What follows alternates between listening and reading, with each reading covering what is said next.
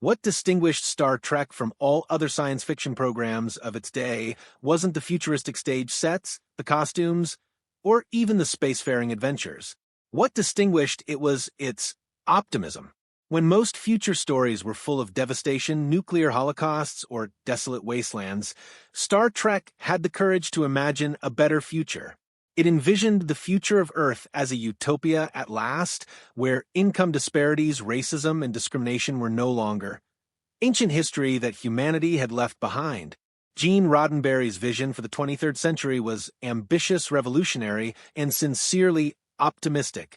To the audiences of the troubled 1960s, this wasn't science fiction, it was a promise of what humanity could do if all of humanity worked together. But Star Trek was never more than a television show. It became an international phenomenon, one that motivated generations, set records, packed theaters, and created stars out of its performers. And yet, despite all its majesty, the original series also bore a treasure trove of secrets. Behind those flying bridges and gleaming alien uniforms were flubs, blunders, secret details, and sheer mistakes, moments that managed to evade the editors and onto history. To the keenest-eyed fans, they became small jewels concealed in the universe of the Enterprise.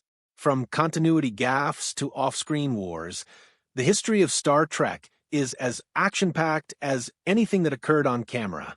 Today, we'll pull back the curtain and take a closer look at Star Trek, the original series, its birth, its struggles, its secrets, and the mistakes fans were never supposed to notice. This is the untold story of how a canceled show became one of the most influential franchises in the history of television. The birth of a vision. The story begins in the early 1960s. Gene Roddenberry, a vet bomber pilot who became an LAPD cop before becoming a screenwriter, was fed up with the superficial, formulaic TV scripts that filled the airwaves.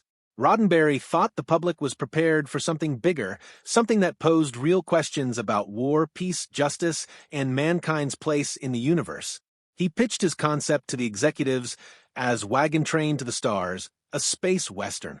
The series would chronicle the travels of a starship and its crew as they traveled through the galaxy, experiencing new worlds and grappling with philosophical issues. That starship was the USS Enterprise, commanded by Captain James T. Kirk, swaggered and intensely played by William Shatner. By his side was First Officer and Science Officer Spock, the half-human, half-Vulcan actor Leonard Nimoy played, whose logical brain proved the ideal antidote to Kirk's passionate impulses. Joining them was Dr. Leonard Bones McCoy, played by DeForest Kelley, whose emotional intensity frequently warred with Spock's logic, creating one of television's most enduring character pairings. The three of them made up the core of the show. Each show started with the now legendary phrase, "To boldly go where no man has gone before." The promise of discovery and exploration laid the groundwork for tales that varied from action-packed space battles to very philosophical examinations of ethics and morality. The location was the Milky Way galaxy between 2266 and 2269, a chronology that allowed authors to pose grand questions regarding war, peace, race, and technology, without necessarily finger-pointing at the politics of the 1960s. But anyone who viewed knew the allegories were there. However, before the world got to witness any of this, Star Trek had to battle for its survival. The struggle to get on air. In 1964, Roddenberry sold his concept to Desilu Productions, then the leading independent studio. Herbert F. Salo, Desilu's production chief, was seized by the possibilities and signed Roddenberry under a development contract. But Lucille Ball, the celebrated actress who co-owned Desilu, was actually Star Trek's guardian angel. Although she acknowledged that she didn't get the idea herself, she trusted Roddenberry and encouraged her company to assume the financial risk. Without her support, Star Trek may never have moved beyond the drawing board. The original pilot, The Cage, was shot in 1964 with Jeffrey Hunter playing Captain Pike. The episode was smart, ambitious, and visually beautiful. But NBC suits found it too slow, too intellectual for masses. Usually, a failed pilot was a dead end. But NBC did something remarkable. They requested another chance. The second pilot, Where No Man Has Gone Before, brought in William Shatner as Captain Kirk, and the makings of the show began to come together. With Kirk, Spock, and an action-filled tone, NBC greenlit the show for the 1966 season.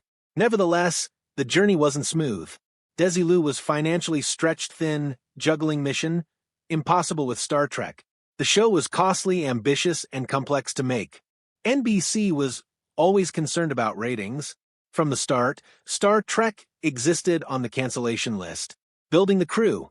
When Star Trek finally went on the air on September 8, 1966, on NBC, audiences saw a cast unlike any other on television.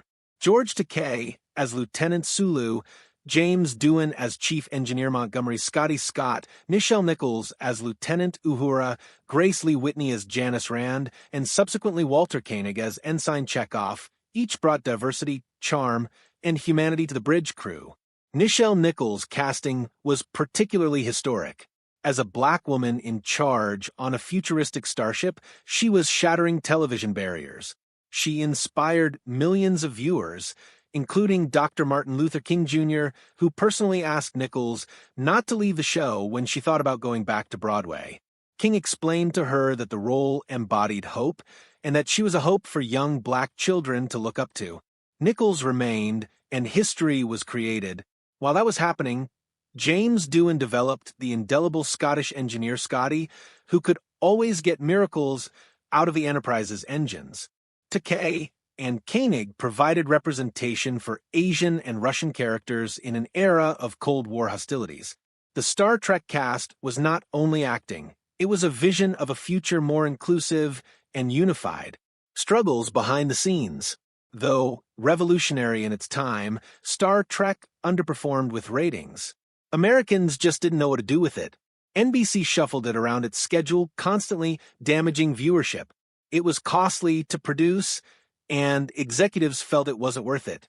After 3 seasons and 79 episodes, NBC canceled it in 1969. For most programs, that would have been the end of it. But Star Trek was not like that. Syndicated in the 1970s, it was reborn.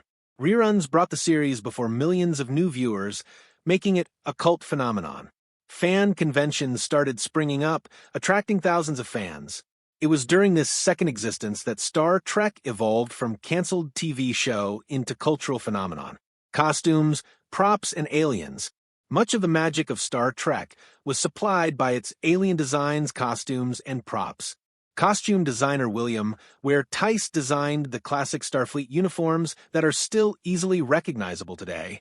His statement-making designs for alien life forms provided the galaxy with a feeling of diversity and culture. Makeup designer Fred Phillips and prop master Hua Chong also contributed to the legacy. Chong creating props such as the communicator, which would eventually inspire the modern-day cell phone, the tricorder, and even iconic creatures such as the Gorn. All of these creative innovations provided Star Trek with its familiar appearance. The Enterprise bridge wasn't merely a set, it was a realistic world in which fans could transport themselves serving with Kirk and Spock. Cultural impact and fun facts. Star Trek was more than entertainment, it was a reflection of society. The racially charged kiss between Uhura and Captain Kirk in 1968's Plato Stepchildren was a benchmark moment on television history, taking place only 1 year after interracial marriage was legalized in the United States. The series also featured the idea of the Prime Directive, a fictional regulation that keeps the Federation from interfering in other societies. This was a not-so-subtle call to account of America's meddling in other countries as Roddenberry and his writers condemned America's involvement in foreign countries. Even Martin Luther King Jr. and actual NASA astronauts were touched by Star Trek. NASA ultimately named its first shuttle Enterprise because fans lobbied for it. Star Trek inspired innovations from cell phones to tablets and even voice-commanded computers. Mistakes, bloopers, and behind-the-scenes secrets. But as great as the future looked in the vision, reality was far from ideal when it came to making television in the 1960s. With low budgets and tight shooting schedules, small errors always fell through the cracks. Dr. McCoy's shirt would switch between takes. Food props flipped from bowls to plates. Kirk's handcuffs inexplicably moved from one take to the next. Entire crash mats rolled out in fight scenes. Spock's fake ears occasionally showed seams. Tape markers supposed to direct actors could be observed on the ground. Continuity mistakes in haircuts occurred when reused old footage was seen. Even the credits once read George A. Rudder's title as script supervisor rather than script supervisor for 13 episodes. Eagle-eyed fans spotted these errors, but far from spoiling the show, they became part of it. Subsequently, blooper reels appeared with Shatner, Nimoy, and Nichols laughing, cursing, or crashing into doors. While Nimoy himself detested these reels being screened publicly, fans loved them. They made the Enterprise crew appear more human, demonstrating that even legends err. Legacy beyond television.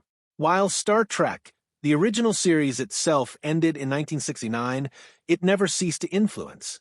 It spawned animated shows, 13 films, and 11 spin-offs like The Next Generation, Deep Space Nine, Voyager, Enterprise, Discovery, Strange New Worlds, and others.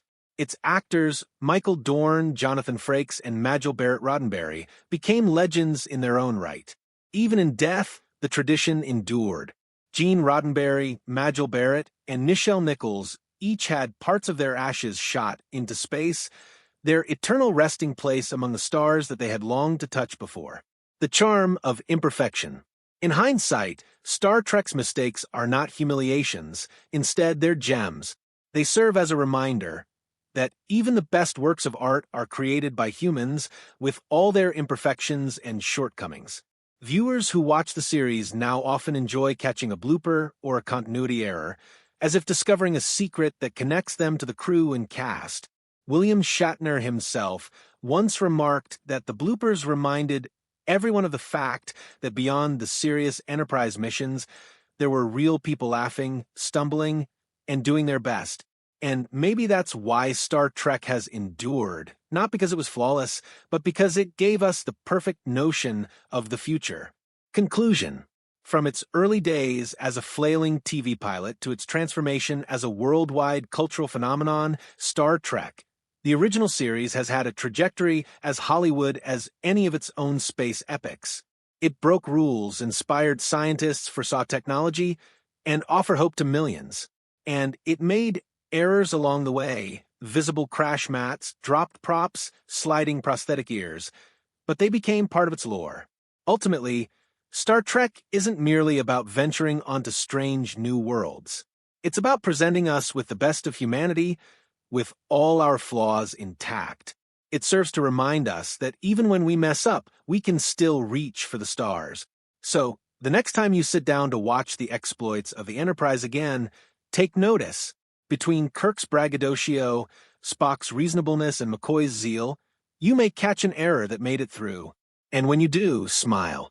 Because those small flaws are what make Star Trek not only legendary, but human. Live long and prosper.